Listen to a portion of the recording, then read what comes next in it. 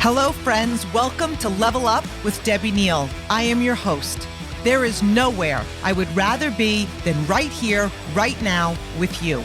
This podcast is all about leveling up in all aspects of our lives. Thank you for being here. I am so grateful. I'm excited to be on this journey with you. Together, we are leveling up.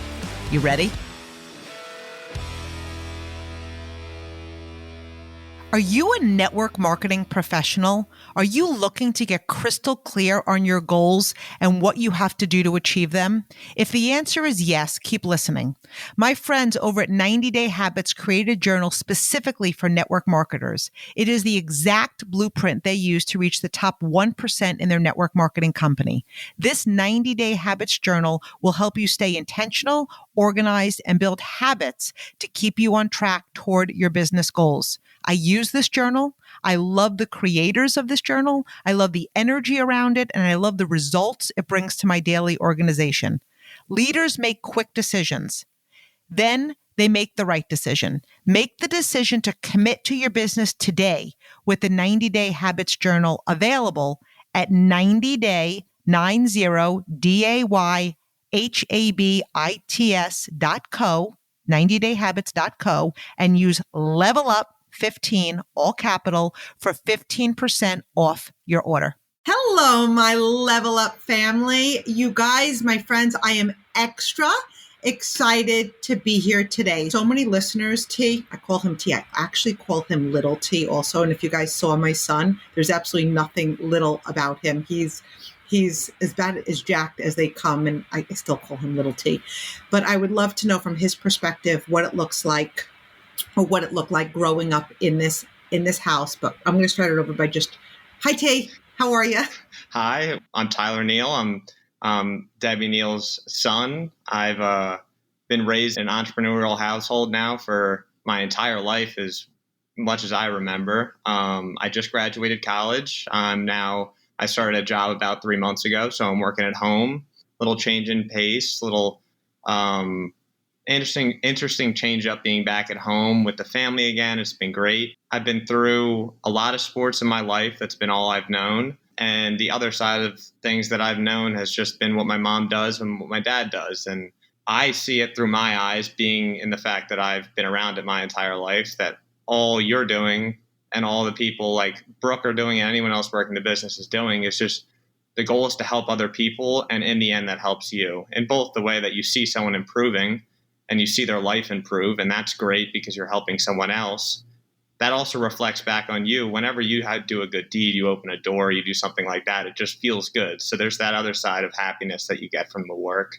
But 3, when all of that happens and everything works out in line, you make someone happy, their happiness makes you happy, all of a sudden you're making more money, and that's even more happiness for your family as well. So I just think it's, first of all, just been a great way to grow up. It's been great having you around all the time, never having to worry about you missing an event.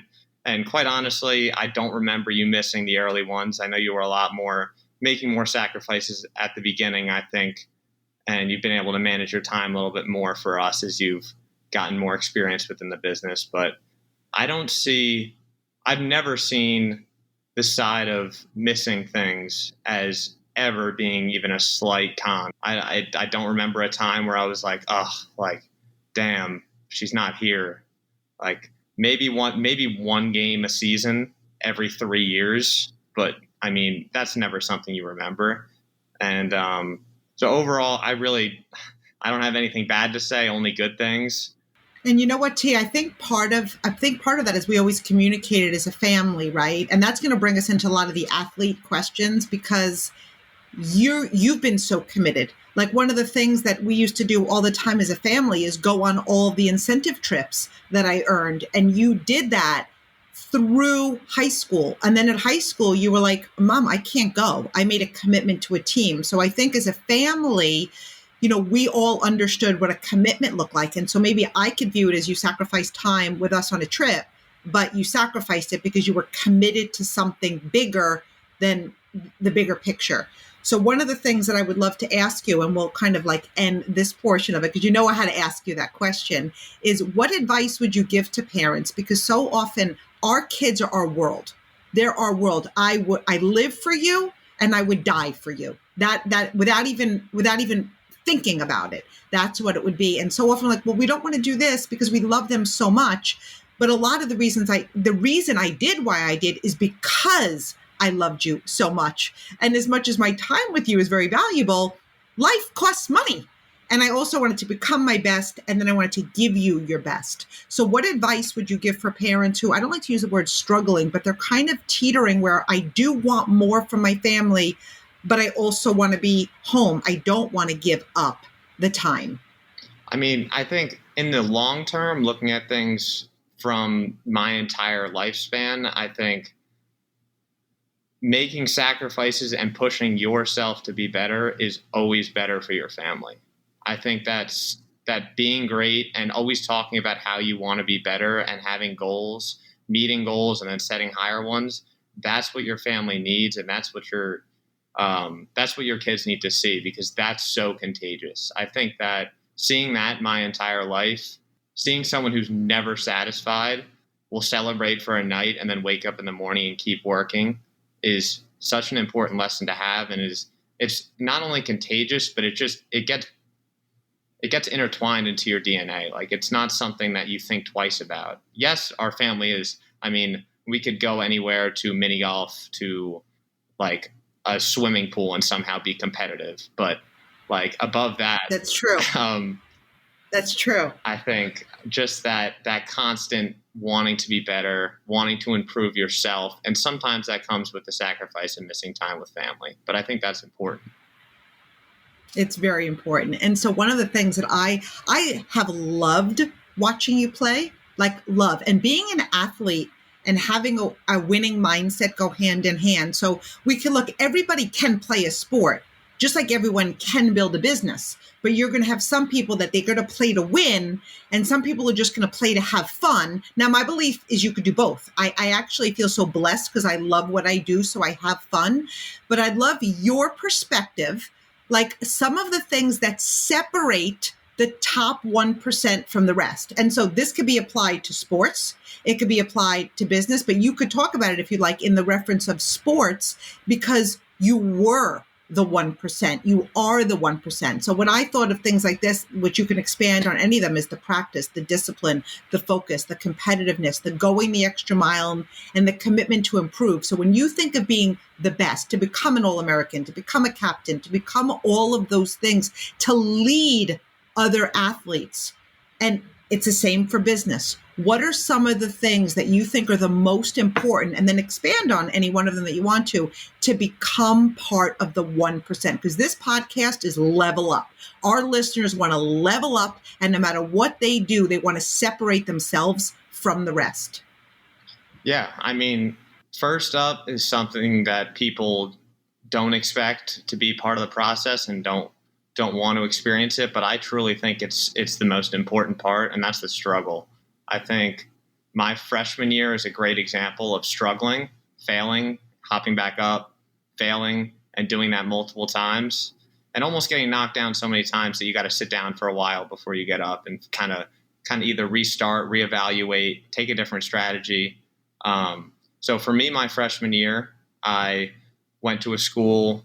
I went to Rutgers, and I didn't quite love my experience there. There were so many great things about it, but I struggled in many ways mentally and physically. The adjustment to college was tough. The adjustment to Division I sports was very difficult on my body, on my mentals. Being around people that were bigger fish in a pond was also a very difficult thing to see for me, being from a small town, being around people that I loved playing besides, but I was always a top athlete in my town. So all of those were new experiences. They were all new struggles that really made me fail at first. So I think that's the first step, experiencing failure. And I think that's something a lot of people try and avoid. I think they reach a point where they are comfortable and they stay there. And that never allows you the opportunity to be better. It doesn't allow you to have the opportunity to lead other people, because you need to be the one to rise above everything. You need to be well-rooted and experience everything, whether it's in the trenches or at the top, to really connect with everyone on a team or in a business. So that's number one. Number two for me, and this is like The second most important thing is putting in the work yourself. I think I went 2 years in college, and I'm just referring to sports at this point because it's the most relevant at this point for me. 2 years of just really not worrying about anyone else besides me. I mean, I saw the top and I had a goal. I had my junior year, I wanted to be All-American. I wanted to be a captain. And I think a lot of people look at goals like that, and they, at least for a captainship, there's a lot of fake acts that go around to try and achieve that. But I think the most important thing is to put your head down and work. I mean, I was in the weight room on my own before we had team lifts. I'd go in team lifts and do that as well. I'd be on the field doing sprints. And these are all things I did on my own. Did it bring me success? Yes, it did. But we're talking about leadership. And in terms of leadership, you could walk the walk all you want, but people are only going to follow you if you are able to help them do what you're doing as well. So I remember I had a coaches meeting the end of my sophomore year, and I had a great season. It was my first season at Ursinus College, which is Division III lacrosse. So I transferred there after the pandemic, and I played really well. I went to the coaches meeting. I thought I was set my goals straight. I was going to be a captain next year, and I played great. I didn't think there was any reason to not believe in that. And I sat down, told my coaches, and they were like, "Have you ever brought your buddies with you to go do these extra things?" And I'd never even thought about that. I was like, I got everything done. Like I'm walking the walk. Like I'm doing what other people should be doing. But until my junior year, I didn't realize that that's the hardest part, is bringing people along with you, because other people don't want to do it. And somehow you got to get people to go, and then you got to get people to push themselves like you're pushing yourself. So my junior year, I come in, I'm like, all right, just going to the gym is not going to be enough. Bringing one or two people is not going to be enough. I need to find a voice. I need to get people to listen to me because they respect me already, but I haven't used my voice. So I have no idea if they're going to actually respond to my voice, and I have to get comfortable with that. So after putting the work in, getting that response from the coach is like, hey, you have the respect. You've put the work in, and that applies to anything in life. I mean, you put the work in, you get to a place to where you're comfortable, you feel like you've experienced a lot of things and you could help others. And now it's about actually helping others and getting people to follow you. So pulling people into the weight room, getting people onto the field, doing independent sessions, film sessions with others to help them improve, doing one-on-ones with freshmen that come in and that want reps, and you say, hey, you want to go and get some reps and get better, and they really greatly appreciate that. It's little acts like that where you go out of your way to help others, and you put an emphasis on showing others that you not only want to succeed yourself, but you almost care more about others reaching their potential too. So I think that's the third step in my personal leadership path that I took. I just want to touch on that for a minute, because my friends, like, what do you hear when you hear that? What do you hear? Because I can bring everything back to what I do for a living. Okay. And so people ask me all the time, what is it exactly that you do for a living? And I say, okay, I sell products. So this is going to touch into what Tyler was talking about. I sell products. I'm always looking to recruit people to sell products. But here's the third piece. Here's the magic. The magic is developing yourself into a leader.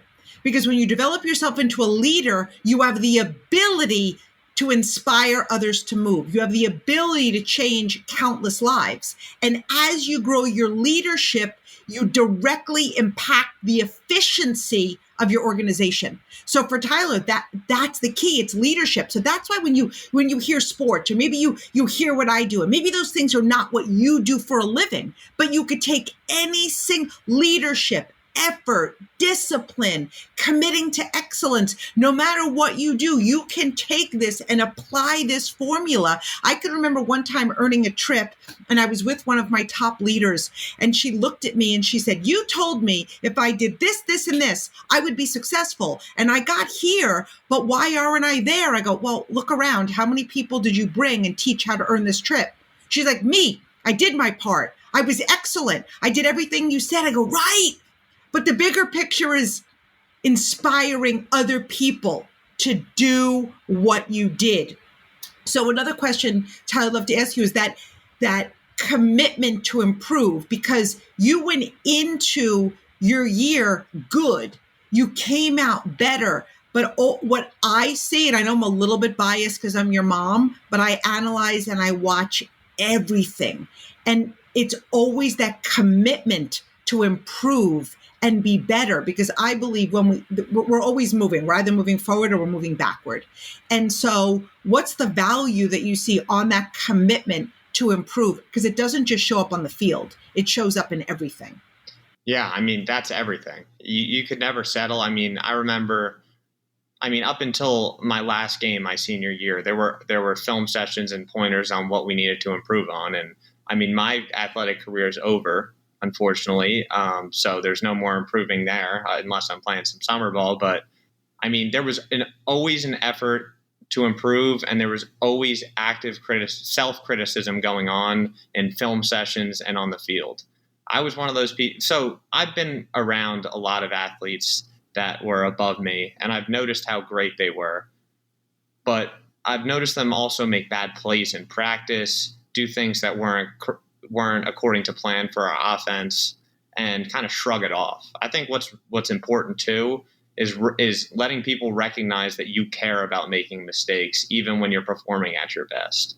It's important to always and that not only you're not just giving off the perception that you're trying to improve, but you also have to take it on in yourself to try and be perfect at all times. Recognize perfect is impossible, but every time I'm out at practice, anytime I'm in the film room, even if we're scoring a goal and it's a great play, still try and pick out different things that you need to improve on, because at the end of the day, you want your teammates, you want your coworkers, you want your family members to always be striving to be better, because when you think you're perfect, there's going to be someone else better than you out there. So it's just a good habit to get in.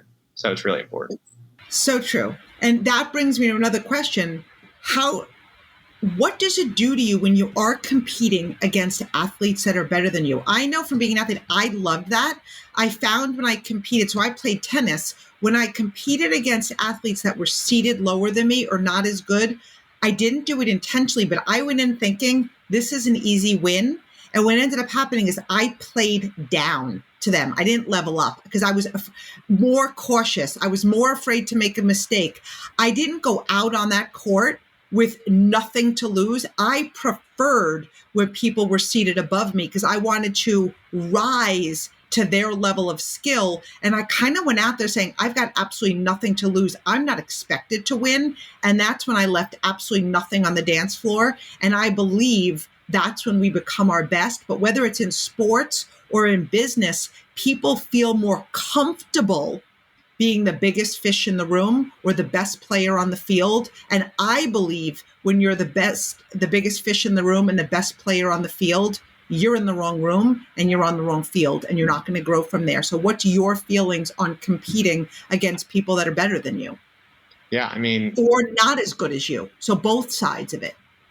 Yeah, first off, I think 100% in terms of a team perspective, you play a team that is noticeably worse than you are or not as talented, and instantaneously you come with a lower level of effort and a lower level of chemistry. You come in and you don't perform as well as a team. First off, there are guys trying to do things that they don't normally do because they're feeling a little bit cocky. They're thinking they're better than everyone else, and teamwork goes away and everyone becomes a little bit more selfish and independent. So that's first thing. I think that ends up breeding poor performance for everyone. I think that in lacrosse, and not that everyone on this podcast will really know the rules or the game of lacrosse, but turning the ball over is not a good thing. And if you looked at all our games, I'm willing to bet that any of our poor games, we probably had at least 10 more turnovers throughout the game because we were trying to do things that we don't normally do. So when we play better opponents, at least for me, playoff games, big moments, those are the reasons why you go and you practice and you sharpen your sword and you do what you need to do. You acquire skill sets that you haven't used yet. Those moments are the opportunities that you just die to have at all times in sports, because you get to go out there and see what you got. If you come up short, hey, you walk off the field being like, I gave everything I had. If you win, then you know that you gave your all, you know that you put the work in and you deserved it, and you could build from there. So I think, there's nothing better than playing a better opponent. The opportunity for success, and the opportunity to learn from failure is just way too great to like anything else more. That definitely applies to everything in life. And so, my friends, we could take this. We talk about this all the time. You become a sum of the 5 people you hang around with the most. So we could take that and think about, let's look at incomes of people. You take the 5 people you hang around with the most. If they're all making less than you, your vision's not going to be that big. If they're making more than you are going to level up. Right? It's not about keeping up with the Joneses. It's about becoming more and expanding into that space. You hang out with 5 people that all they're talking about is what they're going to do on the weekend and what drinks they're going to have with no goals and no ambition. You will be the 6th. You sit around 5 people that are talking about what they're going to invest in, what they're going to buy, how they're growing their business, the next promotion they're going for, dreams and goals, you will rise. You sit with 5 people that talk about drama versus 5 people that talk about vision, you're going to become the 6th. So it's the same thing. You become a sum of the people you hang around with. So your goal is to be around people that want to win in life, because being uncomfortable is where all of the magic lies. So Ty, I'm going to switch it a little bit. You've had many coaches. I love coaching. In fact, when I would go to all of your games, number one thing is I watched my son. I just watched my son, and I always loved it because he either had a black stick, different color cleats. First of all, you get to know the moves of your kid. So I could know him without seeing a number at all. So I'd watch my son, but I'd also love to watch the coaches on the sideline, because I am a coach, certainly not a lacrosse coach, but I like to watch energy. I like to watch communication. I like to watch so many things. So you've had many coaches. What are some of the best qualities of a coach to you? Because again, you're talking about lacrosse or football, but a coach is a coach. And so what are some of the best qualities of a coach to you? First and foremost, for sports at the beginning of the season, going over a list of standards always seems to be cheesy, but having a hardcore set of standards that we are going to follow the entire year is by far the most important and difficult thing to do as a coach. I think that my senior year especially, I had as a senior captain, and just as a senior in general, you have a responsibility to make sure people uphold standards. And man, is it difficult to make sure that kids always maintain a standard, and you have to punish or you have to do something about a situation where standards are not held up. So a coach that's able to set standards high and make sure everyone obtains those standards is just a great coach right away. So that's the most important thing for me. I think athletes, whether the coach is poor in other areas in terms of communication or in terms of game plan, if a coach can keep his standards at a certain point and maintain them at all times and be consistent there, he will always have the respect of either his players or his coworkers or whoever it might be. So consistency is the most important thing. Really, never letting up and never being satisfied as a coach is really important. I think too is, as a coach, I'm not even going to put game plan in the arena of things that are important as a coach. I would say number 2 is obviously communication. I think a coach that's able to clearly communicate how he's feeling, while sometimes maybe reeling back the extreme emotions at times in games or in different moments, but being able to go up to his better players, go up to his worst players, and be able to connect with them very well is really important. I think that builds a really well-rounded team, showing interest in improving the weaker players and showing interest in bringing attention to the good players and making sure that they get their attention as well in practice. Being well-rounded is crucial. So, I mean, that's kind of like networking. It's kind of like just being a good human and creating true friendships as a coach and getting vulnerable with your players. Vulnerability is another big thing. I think that a lot of coaches are very nervous to do that, and I think it makes them feel like they're looking weak amongst the team. But seeing how much your coach cares about any sort of topic or area of the game is the best way to get a team to come up together and rally.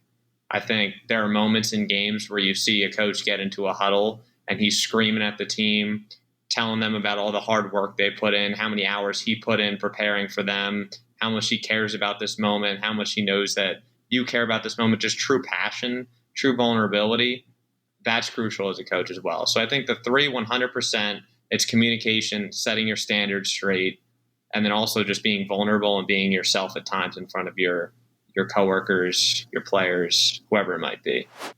Think of your favorite entrepreneur. They wouldn't be anywhere without trusted partners. If your commerce platform is scaring away potential customers instead of converting them into lifelong fans, you have to try Shopify. Shopify is the commerce platform revolutionizing millions of businesses worldwide.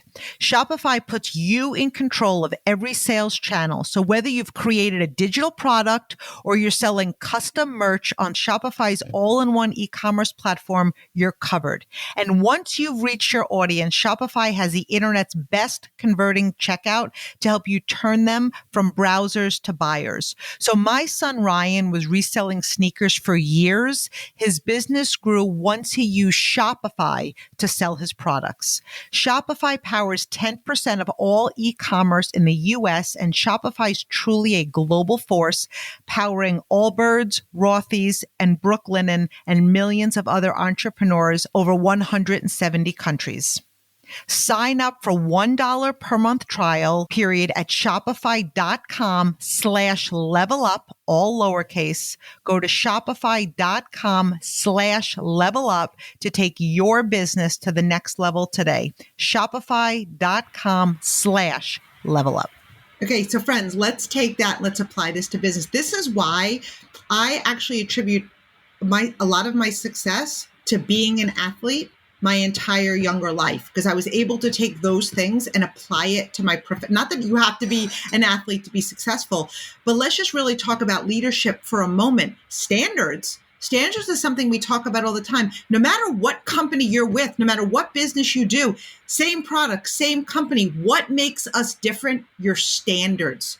And be real, and your expectations. Your team will never rise above your standards. You will never rise above your standards. And one of the things I say all the time is be really careful what you expect, because you're going to get it every single time. So do you see how this translates into leadership? If you're not clear with your standards, how do you cast that vision to your team? Because my belief is the number one quality of a coach is that you can inspire a team towards one common vision. And it starts with standards. It starts with communicating. Here's where we're going. Here's how we're going to do it. You're reminding them of their why. And when you talk about vulnerability, it's that relationship. You'll never know how far you'll never get somebody to listen to you or respect you till you know how much they care. So when they're showing their vision and their love, a business or a sport can make a lot of sense to people between the 2 ears. But until that business goes from your head to your heart, nothing changes. When it goes from your head to your heart, every single thing changes. So I love hearing this perspective from an athlete, right? Because most of you are out there growing your leadership. And these are important leadership qualities, which are just so awesome. So one of the questions I was going to ask you, which you really kind of answered, is how important is team bonding and communicating? So you touched on the communicating, but I know that you guys did a lot as a team. And again, that can be connected to the professions people are in. Mm-hmm. No, absolutely. I mean, you can't do what you need to do on the field, in the classroom, in the workforce, depending on the job, of course, but especially as a team, if you don't get to know the people around you and truly care about the friendships that you have and the players that you're with. I mean, we always, before every game, we reminded each other that when we go out there, we're going to give it our all. And if you find yourself down on the ground, hurting, unsure if you can get up, look to your left, and there's going to be another teammate diving for the ball and giving his all too. So, I mean, that doesn't happen without true friendship. And that takes work in a lot of cases, because sometimes friendship's not so easy. Sometimes bonding and getting close to people that are not alike you, that do have a different vision, have a different mindset or perspective on whether it's just a slightly more negative perspective on life or radiating too much positivity. There's so many different things that a person can hold that might not quite align with you and might make it a little bit more difficult to build that friendship. And I think the moment that I really got close to everyone on my team, the moment I got comfortable to be around anyone, was the moment that doing what I did was so much more fun. I think that it became effortless. I mean, building chemistry with a team, failing on the field and not being embarrassed that you failed and just getting up and forgetting about it. I mean, one of the hardest things to do as a player, and I'm sure it applies to the workforce too, is making a mistake, failing, and people watching it, and then being able to be a goldfish. And we always said be a goldfish, because a goldfish, something will happen and they just forget about it instantaneously. It's like it never happened and you just move on. And some people get so hung up on things that they failed in life about, or they have regrets.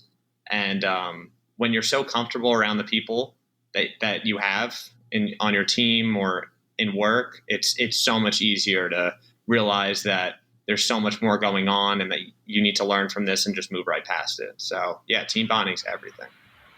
It's everything. So you were a captain, and I say were like it's the past, but you've only been out of college a few months. And so I believe that everybody's the captain of their success. You were a captain. What is a captain's role to you? Because it is different. If people want to lead people, it is different than the average player. Not discounting the average player, but it is different. And some of the things that it involves when I think of being a leader is you're going to have to choose to do things differently. You might do things that you don't love. You might have to not follow the crowd. It's different. If you want different results, you have to be different. So what are some of the captain's roles to you? Yeah, I mean, I think the biggest thing that I noticed as captain, especially starting my junior year into my senior year, is I kind of ended up playing, I hate saying playing a role, but I'm a very disciplined person. I would consider myself to be. I try and be the most disciplined person around at all times. I take pride in that. And I really carry that out throughout college. So for me, all captains kind of have a role. And mine was if you're looking my way, I'm doing the right thing at all times.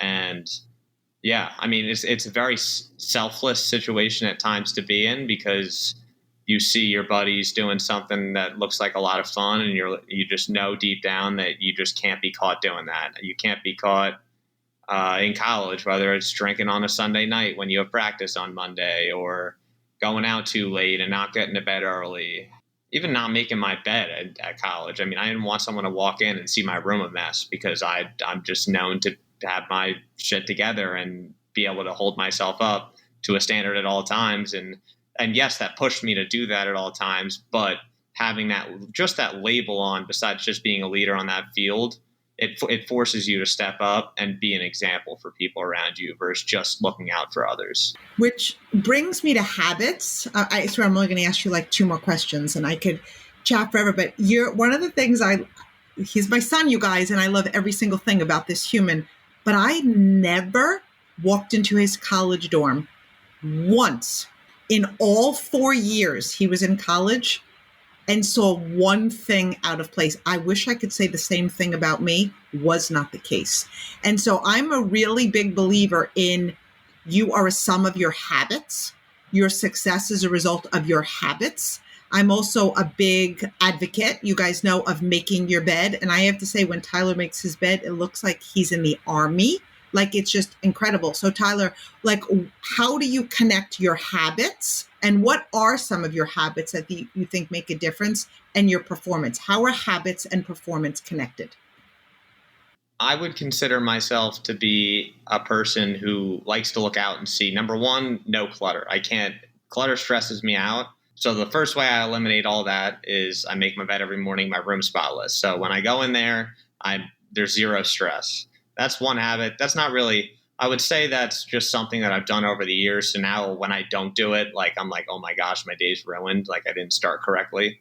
But it's one of those things you do 1,000 times, and it's just you just have to do it. So that's one. I think the biggest thing, and I kind of wanted to bring this up, and I'm happy you started talking about habits because I wanted to discuss it before I left, was nutrition. Nutrition is 100% the biggest habit and the best thing that I ever started to pick up. In terms of athletics, and I'm still big into running and lifting and doing all these different things that maximize my health and try and put me in the best possible state in terms of my body. And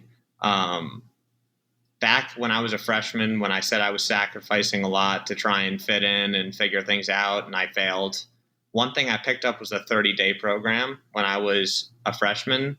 That was the first time where I ever, in all my years of athletics, even considered what I put in my body. I mean, I remember being out of practice late at night in the fall, my freshman year, eating like lo mein and mac and cheese, not thinking twice about how that probably wouldn't be the best idea with practice again at 5 a.m. It didn't even cross my mind. And I wondered why I would wake up feeling groggy. It didn't make sense. I didn't know how any foods responded to my body. I didn't know what protein was or carbohydrates were. I didn't know anything about it. So I did the 30-day program. I lost probably 10 pounds, which most people will do if they don't know how they eat and they're probably overeating. And then all of a sudden they pay critical attention to it. And ever since, and this is an extreme way of going about it, but it works for me, is I've tracked almost everything I've eaten over the years. And I think while that does seem extreme, there are two big benefits that I found from it. And I feel that anyone who's looking for some sort of way to just get into a rhythm in life and just know their body, which is so important to find success anywhere. And the biggest thing it's done for me is, number one, I know how different foods react to my body. And that's so important because if I'm going out and I'm eating with family, if I'm doing anything, or if I even have work the next day, I know what I need to eat in order to feel better in the morning, in order to maximize my output and to perform at my best. And that's very good physically for your body because you will feel good when you're out there. But one thing I didn't understand until the 30-day program, and until I cut out sugars and until I cut out all of that stuff, that crap that messes with your body, is that mentally you are so much more clear. Your sleep improves. Everything about your life improves when you know what you're putting in your body and when you figure out what's good to put in your body. So as I tracked, I figured out whether carbs or fats or protein, what reacted best to my body through trial and error. And you don't have to go down that whole path, but just eating healthier, cleaning up your diet, improving your mentals, and improving your sleep will improve your life in general and improve your performance. Now, here's the thing, you guys, and that's a whole separate thing. But if you do want to learn more about the 30 Days to Healthy Living, you can contact me. But at the end, I'm also going to tell you where you can contact Tyler, because this is not something he does full time, but you can actually buy the 30 Days to Healthy Living through him. That's one thing that I love about what I do. It doesn't have to be your profession, but when you actually live a healthy lifestyle, it's very natural to share it with other people. So two things I just want to touch on really quick is, one, we talked about the habit of making your bed, but how has reading, because I know really reading personal growth for you started much earlier than the average child. Again, I think it's growing up with parents who do personal growth. What's the level of, you think personal growth has added to your life, whether it be podcasts, whether it be books, whether it be meditation, journaling, all of those things, I think are the key. I think our level of success and leadership is a direct reflection of our level of personal growth and self-development. But at your age, I didn't have any of it. I was competitive and driven. I had that going for me, but I absolutely had no personal growth in my life. And our goal as parents is to, when we know better, we do better, and we teach our kids to do better and to have our kids outperform us at a younger age. So what value has that brought to your life? Oh, so much. I mean, I think the biggest thing is just perspective. I think that reading those kind of books, listening to podcasts, which is more of my speed. I like reading, but I love, I'm going on a run or I'm working out, I love plugging in a podcast and just letting it run and listen to moments when I can. I think that perspective is the biggest thing. Being my age, being 19, 20, 21, 22, this big adjustment into the real world or getting first into college, like having a perspective that what you're going through is okay, that you're not going through something abnormal, that you're going to be able to see the light at some point, or now you are seeing the light, here's the next steps to take. Having some sort of path or direction's really important and so helpful. I remember moments when I was struggling a bit my sophomore, junior year, so drowning in books, drowning in lacrosse practice, and reading each morning was a great way. I read The Secret probably twice or three times while I was at school. Just reading that and being more grateful for moments and just finding gratitude in things that you don't normally see just eased a lot of stress up and made me realize that what I'm doing is going to work out and just gave me some sort of direction. So yeah, those are really crucial. And I think there's no reason everyone shouldn't do that in some sort of moderation. When we know better, we do better. Like you guys, the first personal growth book I read was The Secret. Many of you know that, so you could tell he is my son. But I love those books so much. So Tyler, this is the last question I'm going to ask you. And I'd say you are awesome today. I learn from you every single day. And you guys, I'm pretty pumped. I'm sad that my babies are going off to college. But seeing that I'm now living with the most disciplined human being on earth, we're joining a gym together, and I'm going to go to the gym with him at 5:30 in the morning. And you guys know that if I tell him I'm doing that, I live up to my word, and he's going to make sure he drags me there. So I'm pretty pumped about that. So Tyler, what is the best piece of advice to give someone who just wants to become their best? They want to level up, they want to improve, they want to take that next step. What is the best piece of advice you want to leave our listeners with today? I've been grateful to have a group of people around me that want me to succeed and will sacrifice for me. Number one, surround yourself with the right people. At school, I made sure I was around people that were looking to grow just like I was, looking to improve. Once you have that group of people around you, put your head down and work your ass off. I'm obviously learning about that in the real world. So a lot of the listeners right now are probably listening to my perspective in a different light because I'm just talking about sports. But I found the most success in my life when I put my head down for a year and a half and stood up and realized that I was starting to get close to the top of the mountain. So surround yourself with good people, like everyone always says. And then two, work your ass off, because putting in work and sweating out some hard hours in the weight room or in the books is always going to pay off. Tyler, that was awesome. So if you want to follow Tyler, maybe we'll get him to post more on social media. But Tyler, where can our listeners find you if they want to follow you? Yeah, I'm really only active on Instagram, but I have a Facebook as well. Tyler__Neal is my Instagram handle. So we'll see. Maybe I'll get Amazing. more. And where are you? Are you on LinkedIn? I am on LinkedIn. That's Tyler Neal on LinkedIn. Yeah. Okay. Amazing. So listeners, I hope you found the value in this. My greatest accolade that I have is mom. The greatest job I'll ever have is mothering my 4 children, and they make me proud and they inspire me to be more every single day. I am, because we are. So this just brought me so much love and joy. Thank you, Tyler. I love you. And thank you for serving our listeners today. Bye, everybody.